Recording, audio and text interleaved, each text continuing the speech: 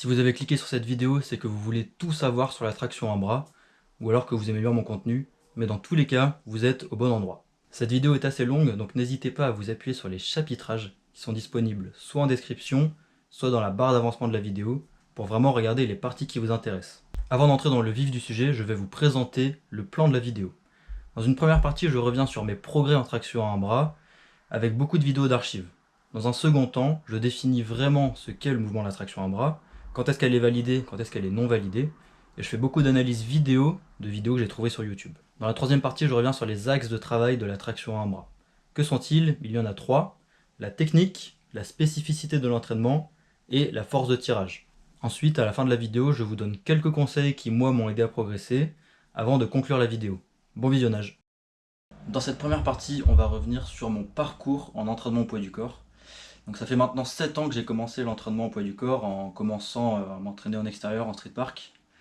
Et pour quelqu'un qui s'entraîne depuis maintenant 7 ans, on peut dire que je suis loin d'avoir le niveau d'une personne qui aurait eu une pratique pendant 7 ans très sérieuse. Non, moi mes progrès ont été bien plus lents et il y a plusieurs raisons à cela. Donc premièrement, l'entraînement au poids du corps n'a jamais été le seul sport que j'ai pratiqué. J'ai toujours fait d'autres sports à côté. Et donc on peut dire que j'ai pas mis toute mon énergie sportive dans ce sport-là, ce qui a naturellement ralenti mes progrès. Deuxièmement, il y a eu plusieurs périodes de pauses assez longues, qu'on va voir juste après. Et dernièrement, il y a aussi ma morphologie. Donc j'ai une morphologie assez lourde avec des cuisses volumineuses. Et avoir des cuisses volumineuses, c'est pas du tout propice à débloquer des figures avec un levier important. Et donc c'est pour ça que je pense que ça m'a beaucoup freiné dans mes progrès. Et aussi ça m'alourdit. Et le fait d'être lourd dans des mouvements au poids du corps, ça sera toujours moins efficace que quelqu'un qui serait plutôt léger naturellement avec un bon rapport poids-puissance. Ce qui va être intéressant pour vous dans cette vidéo, c'est que j'ai beaucoup d'archives de vidéos de moi qui essaie de faire des tractions à un bras, parce que c'est vraiment le thème de cette vidéo, la traction à un bras. On va pouvoir mettre cette vidéo en parallèle avec une frise chronologique où j'ai illustré le moment où je pratiquais le sport et le moment où je ne pratiquais pas le sport, pour plusieurs raisons.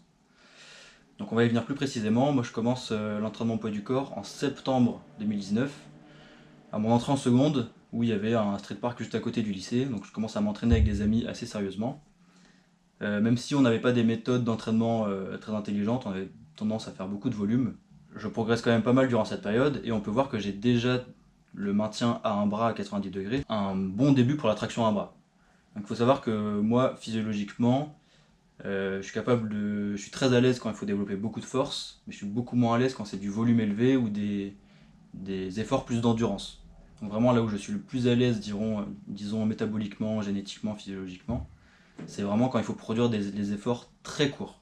Donc c'est pour ça que j'avais déjà des facilités, je pense, à avoir le maintien à un bras à 90 degrés, ce qui est déjà quelque chose d'assez dur normalement. Et donc je m'entraîne environ 1 an et demi, je fais pas mal de progrès, et je suis contraint d'arrêter à cause d'une blessure à l'épaule. Et je pense que c'était dû vraiment à trop de volume. J'ai un corps qui accepte pas trop le volume et qui a besoin de beaucoup de récupération quand je m'entraîne. Donc je fais ma première pause d'1 an, et au bout d'1 an, je reviens, je reprends la pratique. Et là, je m'entraîne un peu plus intelligemment, ce qui fait qu'on voit des premiers progrès.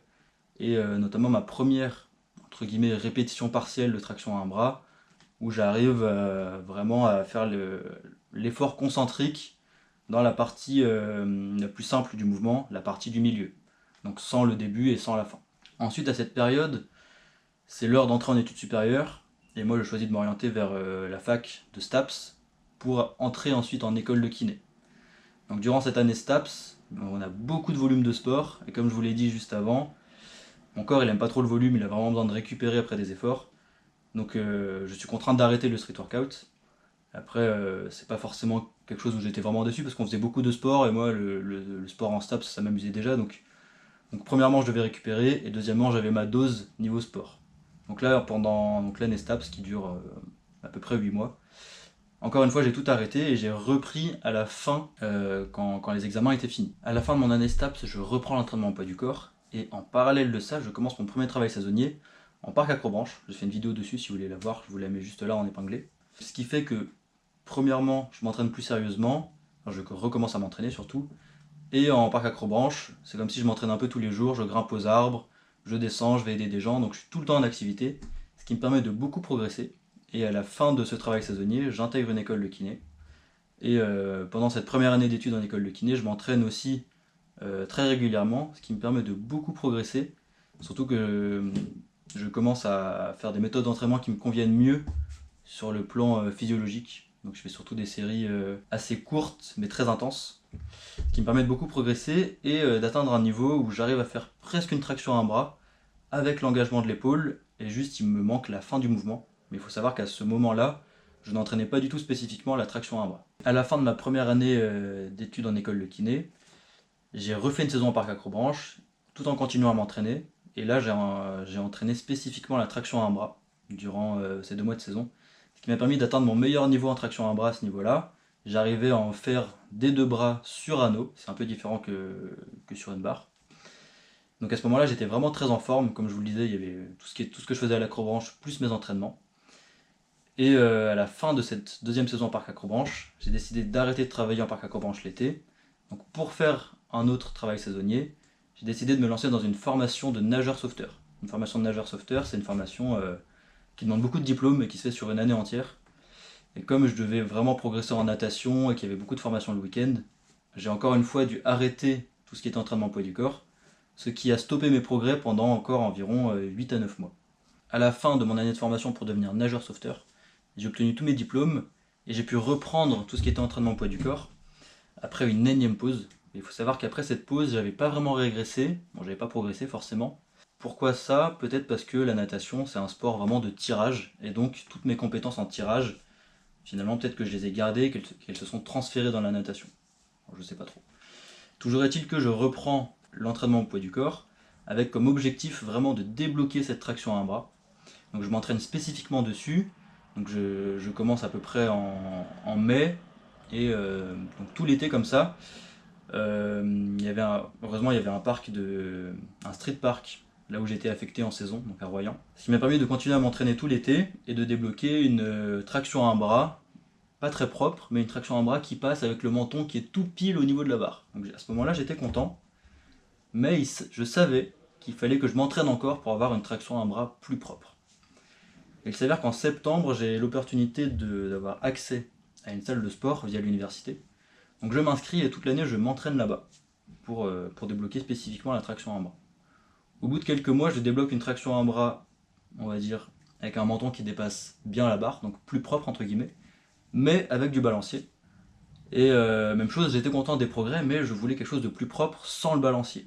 Donc je continue à m'entraîner, les progrès sont fluctuants, et il y a un moment où j'arrive à faire une première traction à un bras, avec le menton, même chose, pile à la hauteur de la barre, cette fois-ci sans balancier. Je continue à m'entraîner, et à la fin de cette année, donc en juin 2026, je débloque enfin cette traction à un bras de manière vraiment propre et qui me satisfait. Et donc c'est là où on en est aujourd'hui, j'ai cette traction à un bras, et maintenant vers où vais-je aller? Vers plus de répétitions à un bras. Pour l'instant j'en fais 1,5 à droite et 1 à gauche. Plus de traction à un bras d'affilée, et surtout une traction encore plus propre, parce que vous allez voir dans la suite de la vidéo qu'on peut faire des choses encore plus propres et qu'il y a encore quelques petites choses à améliorer.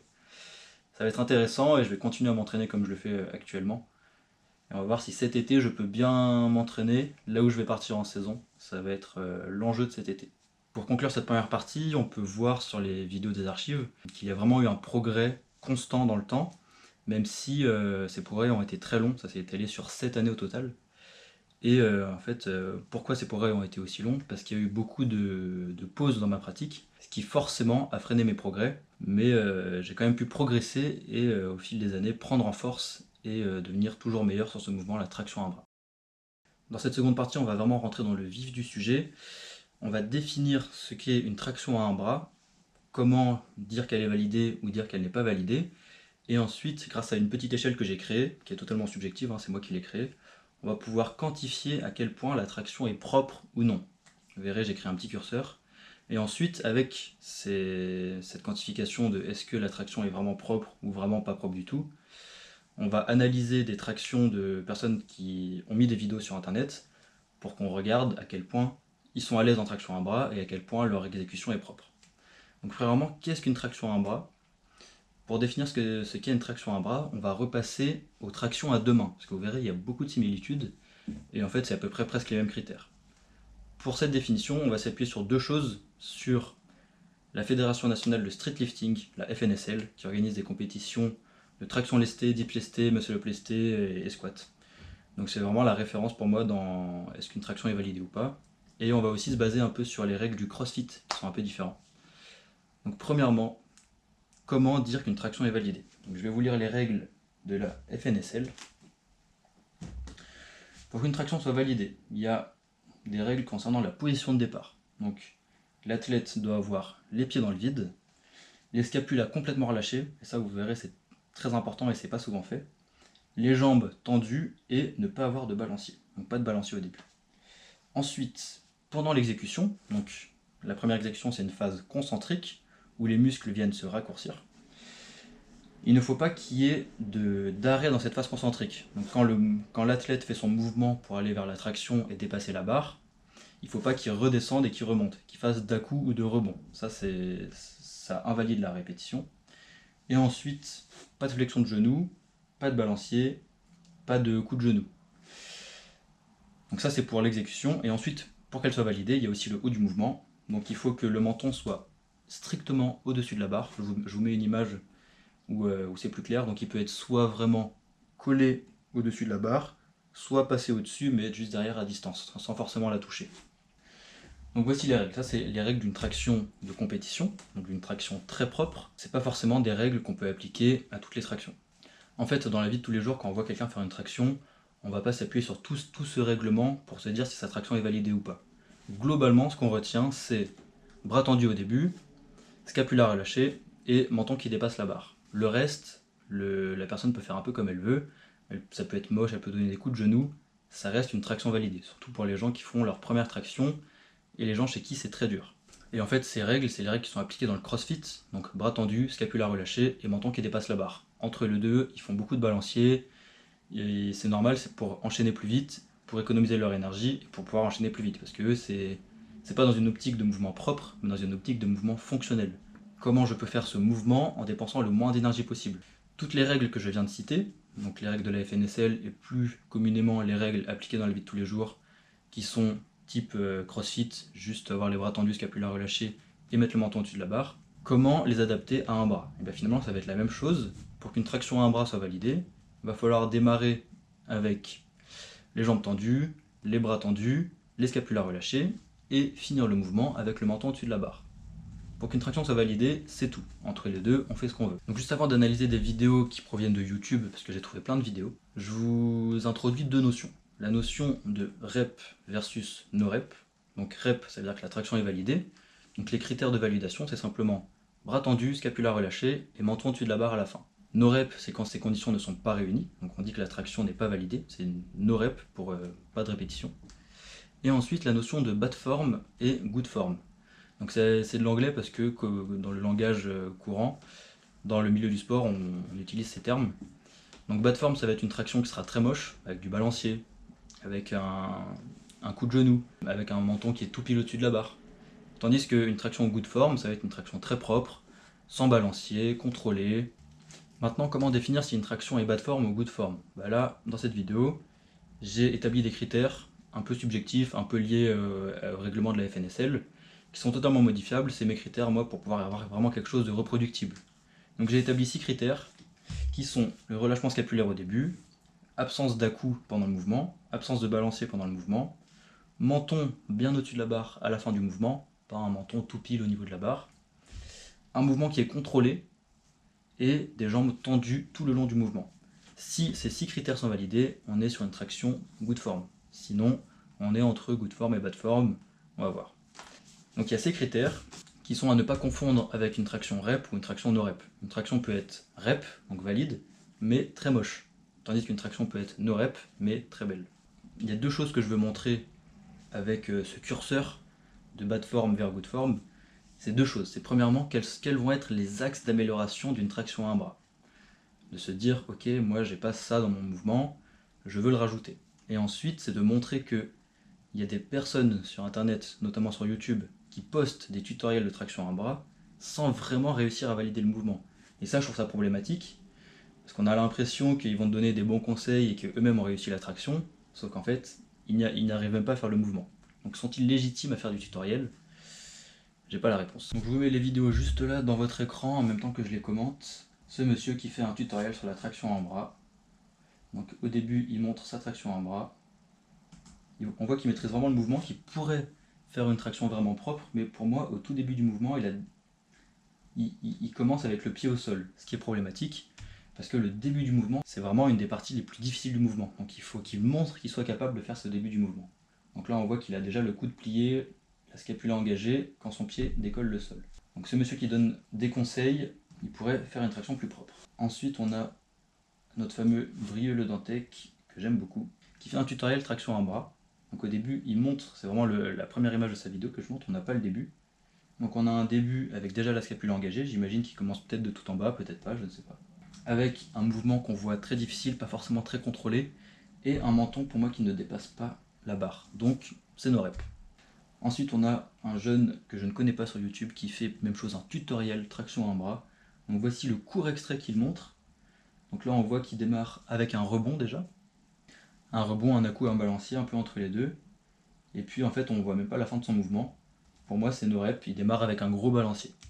Ensuite on a ce monsieur, très musclé, il fait penser à Yann Bersigel je trouve un peu physiquement. Surtout qu'il tracte très fort en termes de traction. Donc là c'est intéressant parce qu'il montre sa première traction à un bras. C'est dommage on voit pas les pieds. Qui est, disons le menton il est tout pile au niveau de la barre, qui est pas forcément très propre, mais pour une première traction à un bras, c'est quand même vachement solide hein, ce qu'il nous présente. Et il nous présente sa progression de traction à un bras, et là c'est vachement plus propre, le menton bien au-dessus de la barre, jambes tendues, pas de balancier, scapula relâché, c'est très beau, surtout en enchaînant comme ça. Donc là on voit vraiment la progression d'une traction qui était limite no rep à une traction qui est rep et très belle.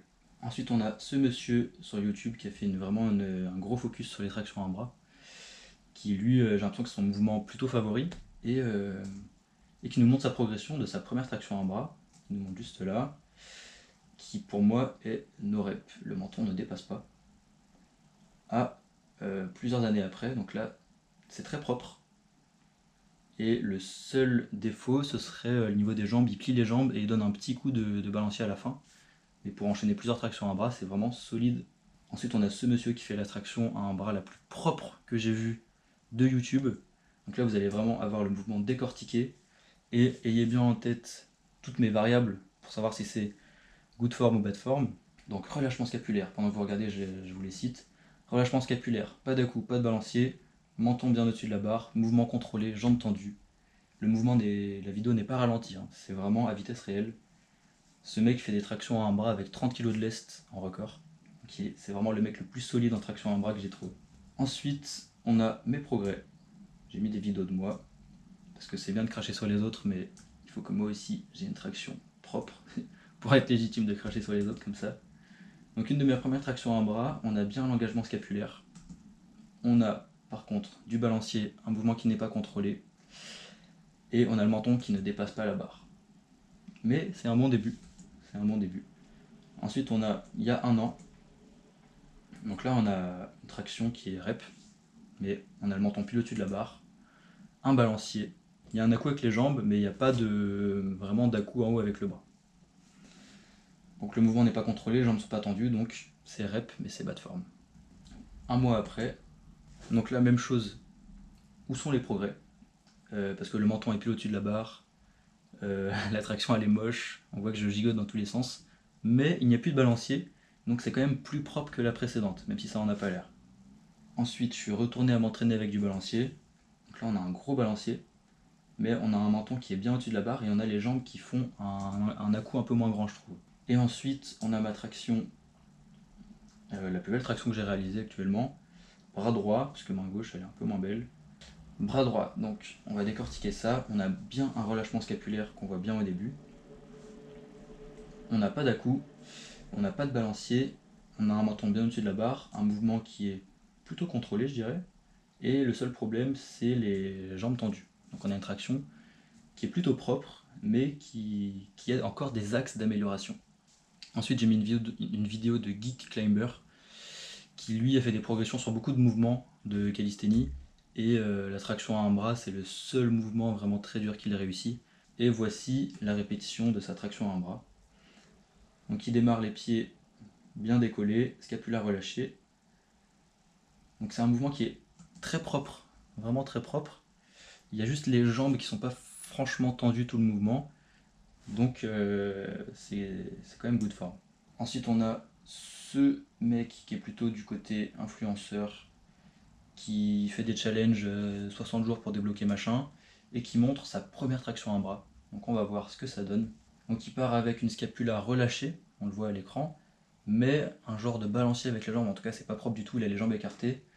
Le reste du mouvement, il gigote dans tous les sens, j'ai jamais vu quelqu'un galérer autant, mais réussir à la fin parce que le menton dépasse la barre. Donc c'est une traction rep, mais ensuite pour tout le reste, c'est vraiment horrible, très moche. Ensuite on a Alex Megos, un très bon grimpeur de niveau international, qui montre comment il fait une traction à un bras. Et je sais pas pourquoi les grimpeurs ils ont tendance à faire une traction à un bras en supination, donc finir vraiment avec la paume de la main vers soi. Peut-être parce qu'ils ont un point fort biceps, je ne sais pas. En tout cas il montre sa traction à un bras. C'est assez impressionnant parce qu'il arrive à regarder la caméra tout du long et à finir avec une flexion de biceps énorme. Là où quand on fait une traction à bras en pronation, la flexion de biceps elle dépasse vraiment, bon, elle reste à peu près à 90. Là, il finit sa flexion de biceps, donc il doit vraiment avoir un biceps très solide. Ça reste une traction vraiment très propre. Et dernièrement, j'ai mis une vidéo de cet influenceur français dont je n'ai plus le nom, qui fait une traction à un bras lesté, plutôt propre. Et la seule chose qu'on pourrait dire, c'est qu'il y a du balancier, mais c'est quand même vachement fort de rajouter du lest là-dessus. Donc je vais m'arrêter là pour l'analyse des vidéos de traction à un bras que j'ai trouvées sur YouTube. Il y en a plein d'autres qui existent sur la plateforme. Mais maintenant, si vous voulez analyser vous-même le mouvement, je vous ai donné les règles de la FNSL pour qu'une traction soit validée, adaptée à un bras. Et je vous ai aussi donné mes critères pour savoir si c'est plutôt good form ou bad form. Sur mes critères, c'est purement subjectif. Il y a des choses qui se recoupent avec la FNSL, mais gardez un esprit critique dessus. Mais ça reste un outil qui peut vous servir à voir si une personne fait une traction propre ou non. Dans cette troisième partie, on va vraiment rentrer dans le vif du sujet. Nous allons voir quelles sont les manières pour obtenir cette traction à bras et quels vont être les axes à travailler. Donc, comme je l'ai déjà dit dans l'introduction de la vidéo, ce n'est pas un tutoriel, donc je ne vais pas vous donner une variation d'exercice à faire 3 fois par semaine et vous aurez votre traction à bras. Là je vais simplement décortiquer le mouvement, décortiquer comment s'entraîner pour l'avoir, pour ensuite que vous ayez les clés pour vous-même faire votre sauce et adapter votre entraînement vers cet objectif. Dans un premier temps, nous allons voir les prérequis à la traction en bras. Donc vous allez voir, les prérequis sont assez évidents, mais c'est quand même intéressant de les rappeler pour pouvoir ensuite mieux comprendre le mouvement. Donc la traction en bras, c'est un mouvement de tirage et c'est un mouvement qui ressemble à la traction. Donc il va falloir être fort en tirage et surtout en tirage au poids du corps. Ça sert à rien d'être fort sur des machines en tirage. Donc premier prérequis, savoir faire des tractions au poids du corps. Il faut être à l'aise sur le mouvement. Je ne donne pas de fourchette de répétition parce que savoir faire 30 tractions ou plus, ça sert à rien parce que c'est simplement être très endurant sur les tractions. Or, la traction à un bras, c'est pas un mouvement d'endurance, c'est un mouvement de force. Donc savoir faire énormément de tractions, c'est pas forcément nécessaire, il faut simplement être à l'aise sur les tractions et pouvoir faire des tractions plutôt explosives et même des tractions lestées. Ça c'est un deuxième prérequis, savoir lester les tractions. De combien faut-il pouvoir se lester pour pouvoir se dire j'ai assez de force pour la traction à un bras, je peux entraîner le mouvement? Et bien ça on va le voir juste après parce qu'il y a un créateur de contenu sur YouTube qui a fait un genre de mini-étude avec pas mal de stats, et on va pouvoir observer les gens qui faisaient des tractions à bras, combien de pourcentage de leur corps ils étaient capables d'ajouter en traction lestée. Donc ça va être très intéressant, vous pourrez bien vous situer dans le panel. Ensuite, c'est bien d'être fort en traction à deux bras, mais comme c'est un mouvement à un bras, il faut aussi être à l'aise sur un bras. Donc il faut pouvoir se suspendre à un bras, mais plus que ça, se suspendre activement. Qu'est-ce que ça veut dire activement? Ça veut dire en engageant les muscles autour de la scapula. La scapula, c'est l'omoplate. Donc c'est-à-dire en abaissant l'omoplate, en gardant le bras tendu. C'est un mouvement assez compliqué à faire au début, mais c'est vraiment très important pour pouvoir faire une traction à un bras dans toute son amplitude. Donc ça, si vous ne savez pas encore le faire, c'est vraiment un axe à travailler. Et aussi, suspendu à un bras, il faut aussi savoir maîtriser la rotation du corps. Parce qu'on va y venir en détail juste après. La traction à un bras, c'est un mouvement où il y a une déstabilisation rotatoire du corps. Donc il faut pouvoir stabiliser cette rotation simplement avec un point d'appui au niveau de la main, en imprégnant des rotations au niveau de la barre. Si vous maîtrisez tous ces prérequis, vous allez pouvoir commencer à entraîner la traction à un bras plus spécifiquement en travaillant 3 axes. Donc il y a la force, qu'on va décrire juste là, la technique et la spécificité. Premièrement, on va parler de la force de tirage. Si vous avez déjà fait des recherches sur la traction à bras, vous avez dû voir dans certaines vidéos, certains contenus, qu'il existerait un ratio de traction lestée auquel vous serez capable de faire une traction à un bras.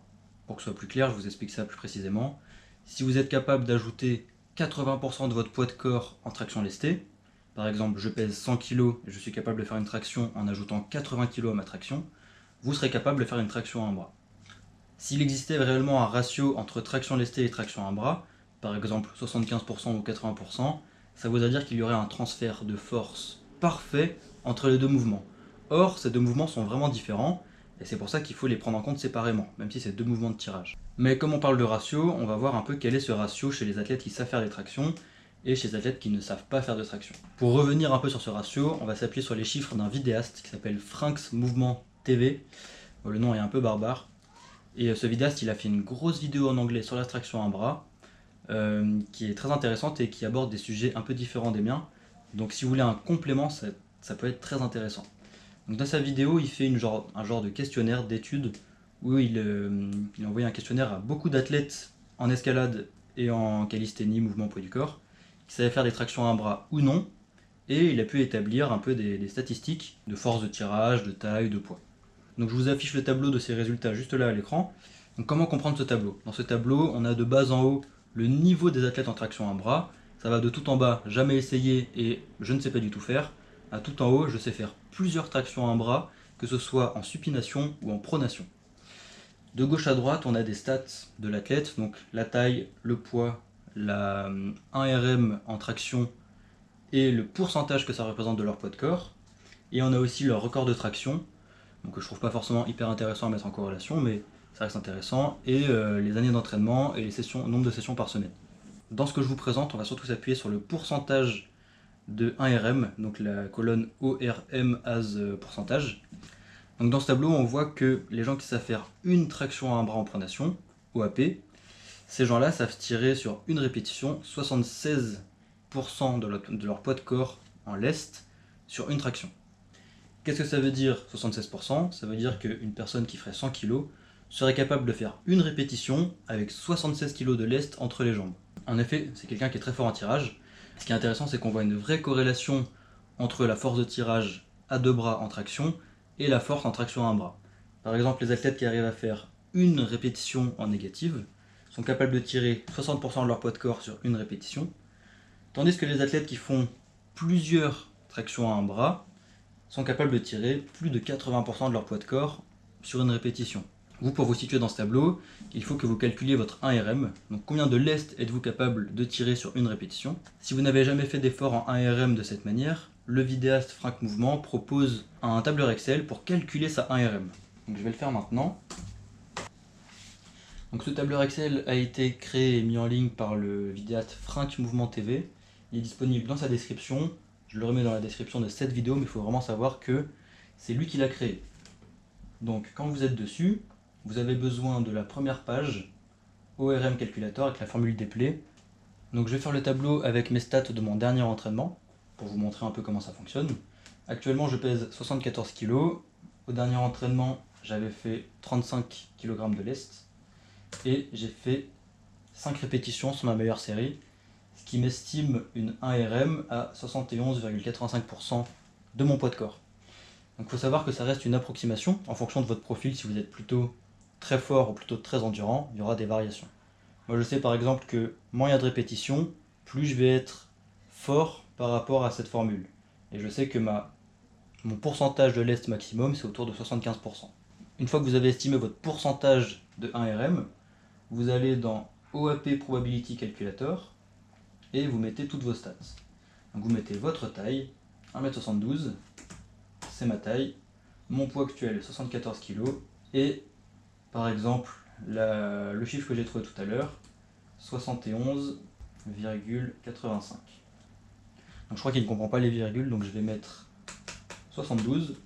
Et donc là il me sort les pourcentages, c'est tout à droite. J'ai 14% de chance d'être dans la catégorie 0, 24 d'être chez les débutants, 25 d'être chez les intermédiaires et 36 d'être chez les catégories avancées. Qu'est-ce que ça veut dire? Catégorie 0, c'est ne peut pas faire les tractions. Débutant, c'est une répétition excentrique lente. Intermédiaire, c'est bas de forme. Et avancé, c'est une répétition propre. Donc moi, je suis dans la catégorie une répétition propre. Et donc je suis dans les 36% de chance. Mais il faut savoir que mon vrai 1RM, c'est plutôt 75%. Ce qui fait que je suis dans les 41% de chance dans les avancés. C'est bien beau de calculer des probabilités, calculer sa 1RM et voir où on se situe dans le tableau, est-ce que je devrais être capable ou non de faire une traction à un bras, mais qu'est-ce que ça vaut dans la réalité des faits au cas par cas? Pour en avoir le cœur net, j'ai voulu tester sur moi-même où est-ce que je me situais dans le tableau, et est-ce que je me situais plutôt chez les gens qui devraient faire une traction à un bras, ou chez les gens qui ne devraient pas faire une traction à un bras parce qu'ils sont un peu trop faibles. Donc le même jour, j'ai réalisé une traction à un bras que je vous montre juste là à l'écran, pas la plus propre certes, mais j'étais encore en progression, et j'ai aussi calculé ma 1RM en pronation et en supination. En pronation, j'ai réussi à tirer 51 kg, ce qui était un nouveau record personnel, et en supination, j'ai réussi à tirer 55 kg, et c'était un record personnel puisque j'avais jamais essayé mon max en supination. Qu'est-ce que ça représente en termes de pourcent? En pronation, ça représente à peu près 69% de mon poids de corps. En supination, ça représente 74% de mon poids de corps. Si on regarde un peu ce que ça représente en termes de résultats, on remarque que je suis un peu moins fort que les données trouvées par le vidéaste Frank Mouvement, parce que dans sa vidéo, il a trouvé que les gens qui pouvaient faire une traction à un bras en pronation étaient capables de tirer un peu plus de 76% de leur poids de corps. Donc moi, c'est soit 74% en supination, soit 68%, 69% en pronation. Pourquoi est-ce qu'en étant plus faible que ces gens, j'arrive à faire une traction à un bras? C'est parce qu'il y a d'autres choses qui permettent de réussir à faire une traction à un bras. Ça va être la technique et la spécificité de l'entraînement.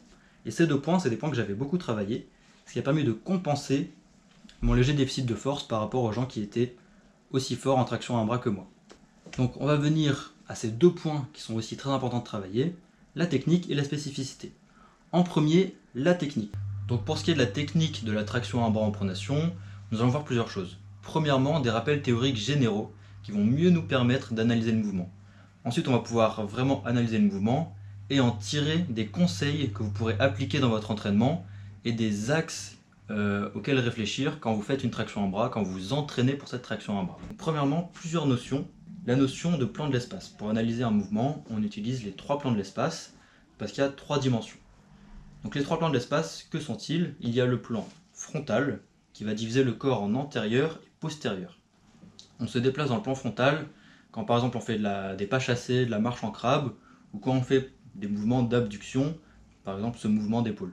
Un deuxième plan, c'est le plan sagittal. Le plan sagittal va diviser le corps en droite et en gauche. Il le coupe en deux. Quand est-ce qu'on se déplace dans le plan sagittal? Dans tous les mouvements vers l'avant, quand on marche, quand on court vers l'avant. Et il y a un troisième plan, le plan transversal. Le plan transversal va diviser le corps en haut et en bas. Et on se déplace dans ce plan quand on fait des rotations. Par exemple, coude au corps quand je fais des rotations d'épaule, je suis dans le plan transversal. Quand je fais des rotations avec tout mon corps, c'est aussi le plan transversal. Donc ces trois plans vont nous permettre ensuite de mieux analyser le mouvement et de mieux comprendre les déséquilibres qui se trouvent dans la traction à un bras. Ensuite, il y a deux notions, la notion de suspendu ou en appui. Comment distinguer ces deux notions? Un corps est en appui quand son centre de gravité est au-dessus de ses points de contact. A l'inverse, un corps est suspendu quand son centre de gravité est en dessous de ses points de contact. Donc quand on fait des tractions, on est suspendu, quand on fait des squats, on est en appui, quand on fait des pompes, on est plutôt en appui, et ainsi de suite. Ensuite, la notion d'équilibre. Un corps est à l'équilibre quand la projection de son centre de gravité se situe dans son polygone de sustentation. Qu'est-ce que c'est le polygone de sustentation? Pour faire simple, je vous prends l'exemple d'un trépied.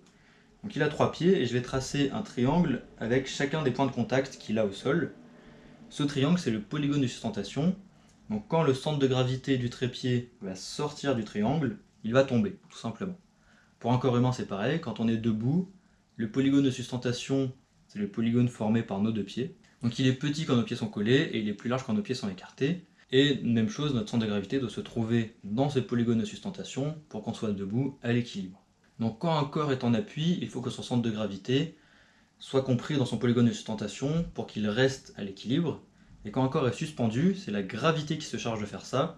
Donc quand le centre de gravité est en dehors de son polygone de sustentation, la gravité va ramener tout simplement le centre de gravité sous le polygone de sustentation. Pour faire un exemple, j'ai une cordelette avec un poids. Donc là, le système est à l'équilibre. Le centre de gravité du poids se situe sous le point d'appui qui est au niveau de ma main. Et si je viens décaler le poids d'un côté, la gravité le ramène au milieu et progressivement, après un balancier, il va se retrouver à l'équilibre, que ce soit sur les côtés ou d'avant en arrière. Donc cette notion d'équilibre va être très importante quand on fait des mouvements donc en équilibre. Par exemple un équilibre sur les mains, où là on va tout de suite ressentir le moment où le centre de gravité sort du polygone de sustentation. Dans ce cas-là, c'est la chute où on est obligé de rattraper avec ses mains. Pour ce qui est de la traction, ça n'intervient pas parce que naturellement la gravité met le centre de gravité sous les points d'appui. Maintenant qu'on a des notions en équilibre et en plan de l'espace, on va pouvoir mieux analyser des mouvements. Prenons l'exemple de l'équilibre sur les mains. Dans l'équilibre sur les mains, réellement, il y a un seul plan où on est vraiment instable. C'est le plan sagittal. Dans le plan des rotations, il n'y a vraiment pas du tout de déstabilisation parce que le plan transversal, donc le plan des rotations, est perpendiculaire à la gravité, donc la gravité n'intervient pas du tout sur le plan des rotations. Donc à part si nous on force une rotation avec nos jambes ou avec notre buste, il n'y aura pas de rotation dans un équilibre sur les mains. Dans le plan frontal, on est aussi assez stable parce que nos mains sont plutôt écartées, donc on a de la marge en termes de déstabilisation. Notre centre de gravité peut se déplacer loin à gauche, loin à droite, et on sera quand même stable. C'est une autre histoire si on fait un équilibre sur les mains, avec les mains collées, où là, vraiment notre polygone il forme plutôt un cercle, et dans ce cas-là, on est déstabilisé dans le plan sagittal et frontal. Pour ce qui est du plan sagittal, c'est là que la majorité des déstabilisations ont lieu. Il y a deux raisons à cela. Premièrement, notre polygone de sustentation dans le plan sagittal est assez fin, il fait la hauteur de la main, donc le centre de gravité doit se situer dans cette bande. Ensuite, pour contrer les déstabilisations, on va pouvoir soit mettre de la pression dans la main en poussant dans le sol, soit en relâchant de la pression. On peut aussi faire des ajustements avec le corps, mais c'est un peu différent. Donc ce mouvement de pression avec la main ou de relâchement, c'est un mouvement qui est assez faible comparé à notre poids de corps, et donc on n'a pas beaucoup de marge pour déplacer notre centre de gravité. Donc l'équilibre sur les mains, c'est un mouvement avec une déstabilisation réelle dans un plan, et ça reste un mouvement compliqué parce qu'on n'est pas habitué à ça, nos mains ne sont pas forcément faites pour être en appui tout le temps, nos muscles ne sont pas vraiment développés, on est mieux sur les pieds quand même. Dans le cas de la traction à deux bras, il n'y a vraiment aucune déstabilisation. Dans le plan sagittal, c'est la gravité qui nous ramène sous nos points d'appui, dans le plan frontal aussi, et dans le plan des rotations, comme on a deux points d'appui, si on vient imprimer une rotation au corps, et ça va tirer plus sur un bras, ce qui va nous ramener naturellement dans la position stable qu'on connaît, donc les deux bras, le corps vers l'avant, et il n'y a rien qui bouge. Quand on enlève une main, ça change un peu la donne, parce que comme on a un seul point d'appui, des rotations vont pouvoir s'effectuer. Donc pourquoi la gravité ne nous ramène pas à un point neutre? Tout simplement parce que le plan transversal est perpendiculaire à la force de gravité. Donc on peut tourner dans ce plan sans que la gravité ait un impact. Donc à un bras, qu'est-ce qui va permettre de contrôler cette rotation? Ça va simplement être le système musculaire, avec la force qu'on met dans la barre en rotation. Donc si je viens tourner ma main dans la barre, naturellement je vais tourner. Et il n'y a aucune gravité qui va nous permettre d'aider cela, c'est pour ça qu'il est très important dans la traction à un bras de contrôler cette rotation avec nos muscles. Pour faire l'exemple avec le poids et la corde, si je viens le pousser vers l'avant, il revient au milieu, sur le côté aussi. Par contre, quand je viens imprimer une rotation, la seule chose qui va empêcher le poids de tourner plus, c'est la torsion de la corde. Donc quand on est sur un bras, c'est pareil, il y a un moment où le bras ne peut plus tourner, et c'est le maximum, et on va revenir naturellement comme un ressort à peu près au milieu. Donc là, si je viens tourner, ça se tend et ça revient. Mais la gravité n'a aucun impact là-dedans. Donc pour éviter que ce soit simplement nos structures passives qui agissent comme un ressort pour nous faire tourner d'un côté à l'autre, il est très important de s'entraîner musculairement à contrôler cette rotation. Donc la grosse différence entre la traction à deux bras et à un bras, ça va être la déstabilisation rotatoire qui aura lieu tout le long du mouvement. Avant de continuer sur la technique de la traction à un bras, il va falloir que je fasse une digression pour qu'on puisse mieux comprendre la suite. Cette digression va concerner les déterminants de la force. Quels sont réellement les déterminants de la force? Parce que la traction à un bras, c'est un mouvement qui nécessite beaucoup de force. Ces déterminants ils vont certains être évidents, d'autres moins évidents. Et il faut savoir que cette liste n'est pas exhaustive, il y en a sûrement beaucoup plus que je ne connais pas. Donc premièrement, il va y avoir la taille du muscle. Plus il est gros, plus il va être capable de générer de la force, tout simplement. Ensuite, il va y avoir la transmission de la force par le tissu conjonctif. Donc la force est transmise du muscle aux os par les tendons, les fascias, toutes les aponevroses du muscle. Ensuite, il va y avoir le système nerveux. Pour donner l'information au muscle de se contracter, c'est un influx nerveux qui va donner cette information. Et plus cet influx nerveux sera de bonne qualité, plus il va demander à beaucoup de fibres musculaires de se contracter, plus on va avoir de la force. Donc entraîner son système nerveux, c'est aussi très important quand on veut faire un mouvement de force comme la traction à un bras. Qu'est-ce qu'il faut faire pour avoir un bon système nerveux? Prendre beaucoup de repos, entre les séries et aussi entre les séances, et principalement faire ces exercices de force en début de séance, là où le système nerveux est encore plutôt frais. Il nous reste deux déterminants de la force qui vont être très importants pour la suite des points techniques et la suite de la vidéo. Premièrement, il y a le bras de levier. Le bras de levier, ça va être la plus petite distance entre la zone d'application de la force musculaire et le centre articulaire. Donc pour faire simple, au niveau du biceps, si je mets un poids dans ma main, le bras de levier va être grand, donc ça va être plus dur. Si je mets le même poids au niveau de l'avant-bras, ça va être très facile pour mon biceps, alors même que c'est le même poids que j'ai appliqué. Pourquoi est-ce plus simple quand c'est près du biceps? Simplement parce que le bras de levier va être plus court. Et le dernier déterminant de la force, c'est la course musculaire.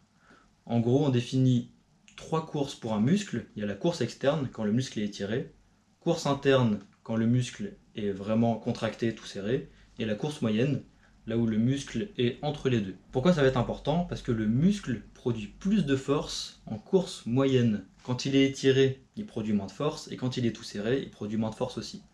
Donc ça va être important de aussi en tirer parti pour être dans des courses idéales pour produire plus de force lors de la traction à un bras. Donc pour revenir à la traction à un bras, on va pouvoir diviser le mouvement en 3 parties. En premier, l'engagement de l'omoplate. Donc là, c'est vraiment les muscles autour de l'omoplate qui vont travailler. En deuxième lieu, la première partie du mouvement, jusqu'à ce qu'on ait une flexion de coude de 90 degrés à peu près, où là, c'est vraiment le grand dorsal qui va faire la majorité du travail musculaire. Et ensuite, la fin du mouvement, où c'est plus le biceps qui va avoir une action. Une fois qu'on a ces 3 parties plutôt distinctes, comment on va pouvoir s'entraîner pour être optimisé dans chaque partie? Premièrement, on va analyser la deuxième partie du mouvement, qui se situe entre l'engagement de l'omoplate et la fin du mouvement par le biceps. Donc dans cette partie, le principal muscle moteur, c'est le grand dorsal. L'objectif dans cette partie, ça va être d'optimiser la force du grand dorsal. Comment optimiser la force du grand dorsal? On l'a vu dans les déterminants de la force, il va falloir passer le muscle en course moyenne, ou en tout cas, aller vers cette course moyenne. Pour cela, il va falloir raccourcir le muscle, parce que dans le début du mouvement, le muscle est très étiré, on a le bras au-dessus de la tête, le corps qui pend en dessous. Pour pouvoir raccourcir le muscle, on a plusieurs leviers. Premièrement, le levier de l'angle entre l'humérus et le corps. Donc le grand dorsal, il a vraiment l'action de fermer cet angle, et si l'angle est très ouvert, le grand dorsal aura peu de force, ce qui va lui rendre la tâche difficile. Donc, premier levier, fermer l'angle. Deuxième levier, jouer sur la colonne vertébrale, sur les vertèbres, parce que le grand dorsal a des insertions sur ces vertèbres. Donc venir cambrer le dos et se pencher en arrière va permettre de raccourcir le muscle et d'optimiser sa force. Comment faire cela? Donc pour les vertèbres, facile, il suffit de se mettre dans une position un peu plus cambrée, ce qu'on appelle une position archée. Pour ce qui est de l'angle entre l'humérus et le corps, dans l'engagement de l'omoplate, ça part de là. L'objectif, ça va pas être de tirer vers le bas, mais de tirer vers l'arrière. Le fait de tirer vers l'arrière, ça va fermer l'angle et ça va aussi faire cambrer le dos en même temps. Donc ça permet vraiment d'optimiser la contraction du grand dorsal. Et donc les conseils que je peux donner pour cette partie, ça va être adopter une position plutôt archée pour vraiment contracter tous les muscles du dos, dont le grand dorsal. Et quand vous tirez avec la main, ne pas chercher à tirer vers le haut, mais chercher vraiment à tirer vers l'arrière pour fermer cet angle. Le fait de tirer vers l'arrière, ça va vraiment engager le grand dorsal. Maintenant parlons de la dernière partie. La dernière partie, c'est un peu une partie de bourrin. Soit il faut beaucoup de force dans le biceps pour arriver à garder cette flexion en haut, soit il faut beaucoup d'explosivité au mouvement qui permet d'avoir assez d'élan pour finir le mouvement. Mais on peut quand même optimiser les choses dans cette partie, notamment grâce au grand dorsal, encore une fois. Donc là, dans cette partie, le grand dorsal est plutôt en position courte. Il est en course interne, donc il développe peu de force, encore une fois. Pour l'optimiser, on va chercher à l'allonger. Comment l'allonger? Comme tout à l'heure, on est en position archée, plutôt cambrée, pour venir le raccourcir. Là, on va faire le contraire. On va plutôt se courber pour le rallonger et pouvoir encore développer de la force avec lui. Donc c'est ce que vous pouvez faire dans cette partie, s'entraîner à venir plutôt fléchir le dos pour continuer à engager le grand dorsal. Et ensuite, il y a des techniques où il faudrait chercher la barre avec l'épaule opposée. Ça, c'est surtout des techniques qui viennent plutôt naturellement et ça dépend comment vous êtes à l'aise. Si vous êtes à l'aise et que le menton dépasse la barre, quelle que soit votre technique, c'est validé. Donc cette méthode qui vise à tirer le plus parti du grand dorsal durant tout le mouvement, eh bien ça fait surgir une sorte de paradoxe. En physique, on sait que pour aller d'un point A à un point B, la manière la plus simple qui demande le moins d'énergie, c'est la ligne droite. Or, si on applique ce conseil, il suffirait de tirer vers le bas et de monter tout simplement. Or, on l'a vu, pour mieux engager le grand dorsal, il vaut mieux tirer vers l'arrière pour ensuite ramener le corps et ramener le menton au-dessus de la barre. Donc cette technique nous fait faire un chemin plus grand que si on faisait une ligne droite pour tirer. Or, c'est la technique la plus simple parce qu'on a vu qu'au niveau des courses musculaires, c'était plus avantageux. En réalité, je pense qu'il y a d'autres paramètres qui rentrent un peu en jeu parce que quand on vient tirer vers l'arrière, le coude il reste plutôt loin du corps et ça nous permet aussi de mieux engager tout ce qui est grand pec. Et je pense que le grand pec il joue aussi un rôle dans la première partie du mouvement. Beaucoup moins dans la fin où là il est vraiment en course interne très serré. Ce paradoxe de la ligne de tirage, c'est un point très important de la technique de la traction à un bras, mais quand vous regardez des vidéos sur internet, c'est très peu mentionné. Sur toutes les vidéos que j'ai regardées, il n'y a que 2 personnes qui ont parlé. C'est Guy Climber qui a fait vraiment un gros point là-dessus, parce que lui, cette découverte, ça lui a permis de débloquer sa traction à un bras. Et lui, il est aussi ingénieur, donc ça lui a permis de bien comprendre le mouvement et de mieux s'entraîner dessus. Et il y a aussi Frank's Mouvement TV qui en a parlé, mais très rapidement sur sa vidéo d'1 heure. Pour moi, cette ligne de tirage, elle est très importante, parce que c'est une chose qu'il faut pratiquer à l'entraînement, et il faut s'y entraîner dans ces entraînements traction à un bras. C'est vraiment une spécificité du mouvement, donc il faut l'acquérir. Tous les créateurs qui proposent des tutoriels, eux, ils vous disent faites des négatives, contrôlez bien le mouvement et vous allez débloquer votre traction. Pourquoi pas? Il y a beaucoup de gens qui ont débloqué le mouvement grâce à une traction négative. Le gros défaut des tractions négatives, c'est que le corps ne va pas décrire une courbe, mais il va décrire une ligne droite. Donc on s'entraîne en faisant des tractions négatives, en faisant un mouvement qui sera fondamentalement différent en termes d'engagement musculaire de celui que sera la traction à un bras. Donc pour moi, s'entraîner à des tractions négatives, c'est vraiment pas la première chose à faire, sachant que premièrement, la traction à un bras, c'est un mouvement concentrique, traction négative, c'est excentrique, et en plus, on va même pas avoir le même pattern musculaire, le même schéma musculaire. Pour illustrer le fait que le schéma musculaire est différent quand on fait une traction négative par rapport à une traction en concentrique, donc une vraie traction à un bras, j'ai pris plusieurs personnes qui savaient faire des tractions à un bras, j'ai mis la vidéo et j'ai aussi mis leur même vidéo en lecture inversée. Je vais regarder les vidéos en même temps que vous, donc les vidéos que j'ai sélectionnées, en lecture classique puis en lecture inversée, pour qu'on puisse bien faire la différence entre la phase concentrique et la phase excentrique. La phase excentrique, c'est la phase où les muscles s'allongent pendant leur contraction, c'est ce qu'on appelle aussi la traction négative. Et en fait, ce qui va être intéressant à remarquer, c'est que plus les gens sont forts en traction à un bras, plus ils sont à l'aise sur le mouvement, plus ils l'ont répété, moins il y a de différence entre la traction en concentrique et la traction en excentrique. Donc on commence par la vidéo de ma traction et on voit que moi j'utilise beaucoup l'extension pour maximiser l'engagement du grand dorsal, ce qui fait qu'en lecture inversée on voit vraiment cette différence et on voit que je fais un asticot sur la redescente. Avec un élastique, la traction elle est plus simple pour moi, donc on voit moins cette différence en termes d'extension au début, mais c'est quand même présent. Et on a quand même une grosse différence entre la phase inversée et la phase vidéo non inversée. Donc là c'est un mec, même chose, qui a fait une progression que j'ai montrée dans une autre partie de la vidéo. C'est une de ses premières tractions à un bras, et là on voit que vraiment aussi il fait une sorte de vague en bas, il s'enroule vraiment pour venir en extension et venir vraiment chercher à optimiser vraiment la contraction de son grand dorsal et sa force de tirage. Chez Guy Climber, ce qui est intéressant, c'est que c'est la première personne à avoir parlé du fait de garder le coude loin au corps pour mieux engager le grand dorsal, mais chez lui on voit pas vraiment ce départ en extension pour vraiment garder le coude loin du corps. Et donc c'est assez intéressant je trouve parce que lui il a l'impression d'utiliser cette technique, mais il pourrait pour moi encore plus utiliser cette extension au début du mouvement. On va le voir à ce moment là, quand il descend, et ben en fait il part pas vraiment en extension.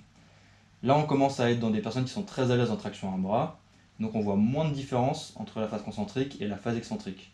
Chez lui on voit une petite différence au niveau de la rotation. Chez ce mec qui est très fort aussi, on voit assez peu de différence. Bon, il part quand même un peu plus vers l'arrière sur la phase concentrique. Et chez ce monsieur qui fait un record de traction à un bras, on va pas avoir beaucoup de différence tellement il est explosif. Et on finit par ce mec qui fait des tractions lestées à un bras avec un balancier. Et là pour le coup on voit très peu de différence sur la phase excentrique et la phase concentrique. Donc pour des débutants en traction à un bras, par débutant j'entends des personnes qui savent en faire une ou moins, je pense que les tractions négatives c'est pas la première chose à travailler. En effet, quand on est débutant, on va chercher à optimiser sur tout le mouvement la force qu'on peut développer, et pour optimiser cette force, comme on l'a vu précédemment, on va pas avoir le même schéma musculaire sur la phase concentrique et sur la phase excentrique. Donc sur la phase concentrique, il y a vraiment le fait de partir en arrière pour mieux contracter le grand dorsal, avoir plus de force et pouvoir finir le mouvement. A mon avis, la traction négative, ça peut être utile si vous cherchez à renforcer la fin de votre mouvement. La fin du mouvement, donc vraiment pour aller chercher le menton au-dessus de la barre, c'est une partie qui nécessite beaucoup de force et moins de technique. Et en plus, les schémas moteurs entre la phase concentrique et excentrique sont beaucoup plus similaires que lors du début du mouvement. Donc vraiment, si vous voulez faire un gain de force spécifique dans cette dernière amplitude, ça peut valoir le coup, mais si vous cherchez à travailler le début du mouvement avec l'engagement de l'omoplate, le grand dorsal et le début de la flexion de coude, les schémas musculaires sont beaucoup trop différents et il y a beaucoup d'autres choses à faire bien meilleures. Et on va voir dans la partie suivante quels peuvent être des exercices beaucoup plus spécifiques, beaucoup plus intéressants pour travailler cette traction à bras et vraiment faire des progrès visibles sur ce mouvement.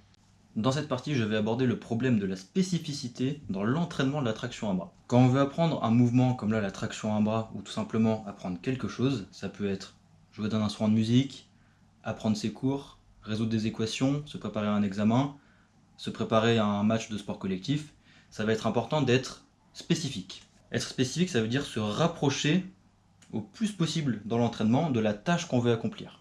Par exemple, pour apprendre à faire de la slackline, il va falloir faire de la slackline. Mais pour être plus précis, l'objectif c'est jamais faire de la slackline. Ça va être par exemple traverser ma slackline quand elle est tendue à 30 mètres. Et pour apprendre ça, on va l'attendre une fois à 5 mètres, plusieurs essais, une fois à 10 mètres, 15, 20, 30. En faisant ça, on se rapproche de l'objectif en étant de plus en plus spécifique, mais sans être trop dans l'échec, parce que si on commence tout de suite à 30 mètres, on va jamais réussir. Donc là, quand on augmente progressivement la longueur de la slackline pour se rapprocher de notre objectif, on est de plus en plus spécifique dans l'entraînement à mesure qu'on se rapproche de l'objectif. Plus généralement, dans les sports de performance, comme l'athlétisme, la natation, l'haltérophilie, il y en a d'autres, la même chose, il va falloir adopter de la spécificité dans l'entraînement. Dans ces sports, ce qui est fait généralement, c'est quand on est loin de la compétition, on fait une préparation plutôt générale, donc on développe des compétences qui vont nous servir, la caisse, le cardio, l'explosivité, la force, et plus on va se rapprocher de la compétition, plus on va faire des entraînements qui vont ressembler à ce qu'on va faire le jour de la compétition. Donc je pense que vous avez compris, pour débloquer la traction à un bras, il va falloir faire un entraînement spécifique sur la traction à un bras. Mais le problème est là, comment faire un entraînement spécifique sur la traction à un bras si dès qu'on simplifie le mouvement, on en perd une composante essentielle. Avant de vous montrer le tableau que j'ai créé, on va voir chez les personnes qui savent faire une traction à un bras, comment elles l'ont obtenue et comment elles se sont entraînées. Pour cela, on va s'appuyer sur les données issues du questionnaire de Franck Mouvement TV. Donc il a fait un questionnaire chez une population qui savait ou non faire les tractions à un bras. Et chez les personnes qui savaient faire cette traction à un bras, il leur a demandé comment est-ce que vous vous êtes entraîné pour l'obtenir. Donc ça nous permet d'obtenir ce tableau. Donc dans ce tableau, on a les résultats des personnes qui savent faire une traction à un bras et elles ont répondu comment elles se sont entraînées. Donc je ne sais pas si elles pouvaient répondre à plusieurs réponses, mais en tout cas, on a ces réponses et c'est déjà une bonne base. Donc on peut voir que ce qui ressort en premier, c'est les tractions lestées. En deuxième, on a les tractions excentriques, dont on a déjà parlé dans cette vidéo, puis les tractions avec élastique, sans plus de précision parce qu'on peut faire beaucoup de choses avec l'élastique, on verra juste après. Ensuite, on a grip mix et mental. Grip mix, je ne sais pas ce que c'est, mais mental, c'est une traction avec deux mains, avec deux points d'appui à des hauteurs différentes. Donc le bras qui est en haut va plus travailler que le bras qui est en bas.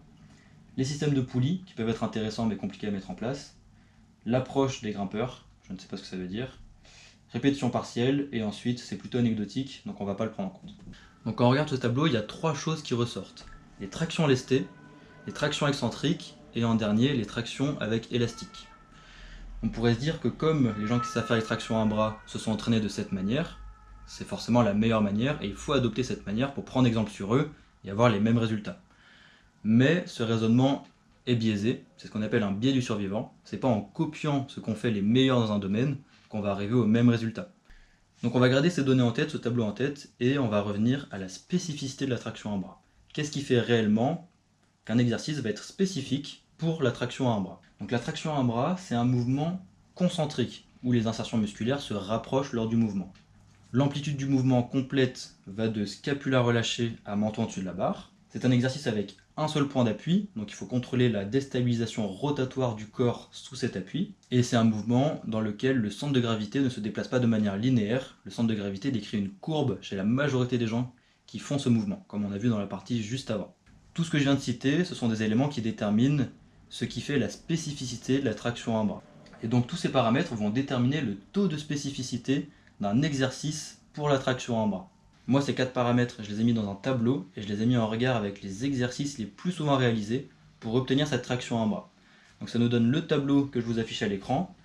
Il est assez imposant au premier regard, mais vous allez voir, je vais vous l'expliquer, ça va être assez clair. Donc premièrement, au niveau de mon curseur, on a les paramètres que je vous ai cités, qui déterminent le taux de spécificité de l'exercice. À gauche, j'ai tous les exercices, avec en premier la traction à un bras. La traction à un bras, c'est l'exercice le plus spécifique pour améliorer sa traction à un bras, forcément, mais déjà il faut savoir le faire. Donc la traction à un bras, type de contraction concentrique, amplitude complète, déstabilisation rotatoire totale, déplacement du centre de gravité, courbe possible. Donc pour la traction à un bras, tout est vert, c'est la spécificité maximale de l'exercice. Ensuite, il y a un code couleur. Si c'est moins spécifique, c'est jaune, encore moins orange, et si c'est pas du tout spécifique à la traction à un bras, ça sera en rouge. Avec ce code couleur, j'ai pu classer tous les exercices du plus spécifique en haut, donc élastique dans les pieds, au moins spécifique en bas, maintien isométrique à un bras. En dessous, j'ai rajouté 2 exercices de renforcement, la montée de corde et les tractions lestées. On en parlera après. Et ensuite, tout à droite, j'ai rajouté d'autres colonnes, donc ça ne fait pas partie de la spécificité de l'exercice, mais c'est quand même des colonnes à prendre en compte, par exemple la difficulté à mettre en place. Donc si ça demande trop de matériel, comme le système de poulie, ce sera un exercice finalement que vous ferez assez peu, parce que c'est trop dur à mettre en place. Il y a autre, donc là j'ai mis des choses un peu spécifiques à chaque exercice, et il y a mes conseils. Moi je vais vous parler des exercices que je trouve les plus pertinents pour la traction à bras. Donc je vais commencer par les 2 premiers, élastique dans les pieds et élastique dans les mains. Donc ces 2 exercices sont très spécifiques, ils sont concentriques, amplitude complète, déstabilisation rotatoire moyenne à cause de l'élastique, on a un deuxième point d'appui, courbe possible pour le déplacement du centre de gravité. La difficulté de mise en place est très faible, on a juste besoin d'un élastique, mais le point noir des entraînements avec élastique, c'est la résistance inégale. En fonction de comment l'élastique sera tendu, on aura une plus ou moins grande résistance. Pour l'exercice avec l'élastique dans les pieds, pour la fin du mouvement, vous n'avez presque pas d'aide. Donc soit il faut que vous soyez déjà à l'aise sur la fin du mouvement, soit il faut que vous mettiez un élastique très résistant, et dans ce cas-là, la pertinence de l'exercice diminue beaucoup à mon sens. Pour contrer cette résistance inégale, on a le système de poulie. Donc là, ça demande un baudrier, une poulie, une corde et des poids. C'est très galère à mettre en place, mais si vous avez l'occasion de le faire, c'est un des meilleurs exercices, parce que là, vous pourrez régler la résistance, et la résistance ne changera pas lors du mouvement. De plus, vous avez aussi une déstabilisation rotatoire qui se rapproche un peu de la traction à un bras, et vous avez les autres critères de spécificité qui sont tous verts, donc c'est un exercice qui reste très spécifique. Sinon, pour contrer cette résistance inégale avec les élastiques, vous avez la méthode de la corde ou de la sangle. Donc là, vous accrochez une corde à laquelle vous allez tirer pour vous aider, mais vous pouvez tirer différemment en fonction de l'aide dont vous avez besoin. Donc si vous arrivez à faire le début du mouvement, vous n'utilisez pas la corde. Par contre, si pour la fin vous en avez besoin, vous tirez sur la corde. C'est un exercice qui est très intéressant, je trouve, en complément de l'exercice avec l'élastique dans les pieds, et je trouve ça pas mal d'alterner avec soit l'un soit l'autre. Dans le cas de figure où vous êtes proche de faire votre traction à bras, souvent on arrive déjà à faire des répétitions partielles. Donc quand vous commencez à la moitié du mouvement, vous arrivez à finir, et quand vous commencez de tout en bas, vous arrivez à la moitié, et là vous n'y arrivez plus. Alors que quand vous commencez de la moitié, vous y arrivez. Donc c'est un peu étrange, mais je pense que l'explication est assez simple. Quand vous êtes arrivé à la moitié du mouvement, vous n'avez déjà plus d'énergie, et vous n'arrivez plus à terminer le mouvement, alors même que quand vous commencez de la moitié, vous y arrivez. Pour pallier à ça, ce qui peut être intéressant, c'est les répétitions partielles. Les répétitions partielles, ça vous permet de vous renforcer dans un angle articulaire précis. Donc si c'est la fin du mouvement, vous pouvez faire des répétitions partielles sur la fin du mouvement, vous allez devenir très à l'aise sur la fin du mouvement, et donc quand vous allez commencer tout en bas, vous allez arriver à la moitié, et vous pourrez finir le mouvement parce que vous êtes déjà à l'aise, vous avez beaucoup travaillé les répétitions partielles. Ça permet aussi d'obtenir un certain volume d'entraînement sans aide, donc vraiment traction à un bras, mais ça nécessite déjà beaucoup de force pour faire une répétition partielle. Pour augmenter en force, ce qu'il faut faire, c'est des exercices de renforcement que j'ai classés tout en bas du tableau. J'en ai relevé 2, les montées de corde et les tractions lestées.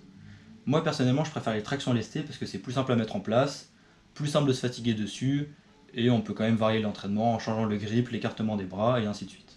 Mais si vous avez accès à une corde, ça peut être très intéressant de faire du montée de corde, parce que le pattern de mouvement se rapproche beaucoup plus de la traction à un bras que sur des tractions lestées. On a vraiment un pattern asymétrique où on tire plus avec le bras du dessus que le bras d'en dessous. Donc pourquoi pas de temps en temps, si vous pouvez alterner ça avec des tractions lestées, ça peut être intéressant.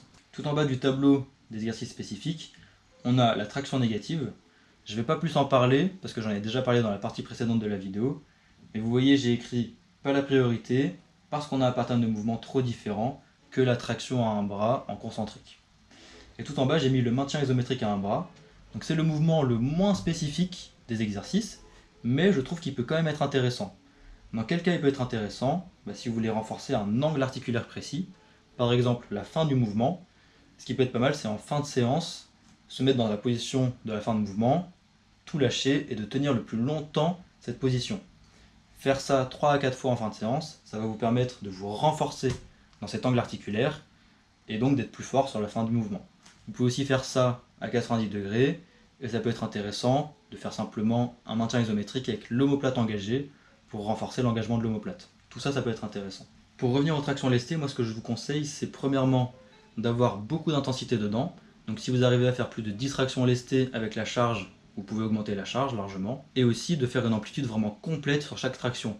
Donc pas de les enchaîner le plus vite possible, mais de vraiment désengager les scapulas à chaque répétition pour continuer à entraîner vraiment l'engagement de l'épaule. Donc vraiment entraînez-vous à désengager et réengager vos scapulas sur les tractions lestées. Ce tableau est disponible en description et vous trouverez aussi des vidéos explicatives de chaque mouvement si vous ne comprenez pas les noms. Donc moi ce que je vous conseille, c'est vraiment de vous appuyer sur ce tableau si vous cherchez des exercices pour votre entraînement traction à un bras. Donc vraiment n'hésitez pas à vous appuyer sur ce tableau pour avoir des exercices spécifiques en fonction de ce que vous voulez travailler. Avant de conclure la vidéo, je vais vous donner quelques conseils pour progresser. Premièrement, les conseils classiques que vous allez entendre partout, être régulier dans son entraînement, pas comme moi, assez intense et aussi progressif dans l'entraînement. C'est vraiment ça les piliers fondamentaux qui vont vous permettre de progresser dans ce que vous faites. Ensuite, je vais vous partager le type d'entraînement que j'ai fait durant une année pour débloquer la traction à un bras. Donc je commençais par un exercice spécifique traction à un bras que je faisais avec beaucoup de récupération et c'est un exercice plutôt intense sur lequel je faisais très peu de répétitions. Ensuite, je faisais un gros exercice pour gagner en force. Donc c'est là où je mettais le plus d'intensité dans ma séance. Souvent, je faisais des tractions lestées alternées avec soit des dips, soit du développé couché. Et en dernier, je faisais soit des exercices d'isolation pour continuer à renforcer le dos ou les biceps, soit des exercices type traction à un bras, comme le maintien isométrique en haut, des exercices plus spécifiques pour vraiment pallier des déficits que j'avais sur ma traction à un bras. Donc soit c'était sur l'engagement de l'épaule au début, soit c'était sur le maintien isométrique à la fin du mouvement pour vraiment me renforcer dans la fin du mouvement. Et en dernier, ajoutez de la variabilité à vos séances. Quand vous sentez que vous ne progressez plus sur un exercice, c'est qu'il faut en changer. Pour ma part, j'étais sur une sorte de palier, je progressais très lentement, je n'arrivais plus à progresser, pourtant je faisais mes séances comme avant, avec beaucoup d'intensité, beaucoup de régularité sur une année. Et en fait, ce que je faisais, c'était mes tractions prises serrées comme d'habitude.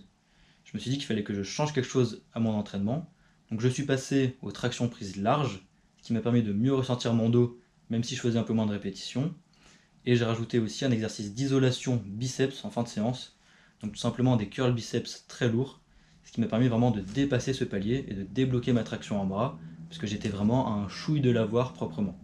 Dernier conseil pour progresser, regardez bien toute ma vidéo, mettez un pouce, et vous pouvez aussi regarder la vidéo de Frank Mouvement TV, elle est très intéressante, et la vidéo de Geek Climber. Pour moi, ces deux vidéos, c'est les deux meilleures pour que vous ayez des informations sur la traction en bras. Ensuite, pas besoin de regarder plus de contenu, vous avez juste à vous entraîner intelligemment et à bien appliquer tous les conseils que vous aurez eus dans toutes ces vidéos que vous avez regardées. Si vous êtes encore présent devant votre écran, merci beaucoup. Ça veut dire que vous êtes resté jusqu'à la fin, même si vous n'avez pas regardé la vidéo dans son intégralité. Il faut savoir que pour moi, cette vidéo, c'est vraiment celle qui m'a pris le plus de temps à créer, que ce soit pour le tournage, pour l'écriture, pour les recherches, pour la réflexion derrière cette vidéo. Et moi, mon but derrière cette vidéo, c'était vraiment d'apporter des réflexions que j'avais eues durant tout mon entraînement en traction à un bras et d'essayer d'apporter des connaissances qui n'avaient pas encore été exprimées sur la plateforme, sur YouTube, que ce soit en français ou en anglais. Donc j'espère pouvoir apporter des nouvelles choses en traction à un bras sur l'entraînement pour l'obtenir. Et voilà, il faut savoir que j'ai pris plaisir à faire cette vidéo, même si vraiment à la fin j'en avais marre et que j'ai l'impression que j'arrivais jamais à terminer, que j'avais tout le temps de nouvelles idées. Voilà, l'espace commentaire est ouvert. Si vous avez des retours, des remarques, des choses qui vous ont pas plu, des choses qui vous ont plu, je vais lire tous les commentaires, parce que de toute façon, j'ai pas beaucoup de commentaires au quotidien, donc je vais tout lire. Et puis voilà, portez-vous bien et entraînez-vous bien si c'est votre objectif de débloquer une traction à un bras propre. Voilà. À bientôt et portez-vous bien.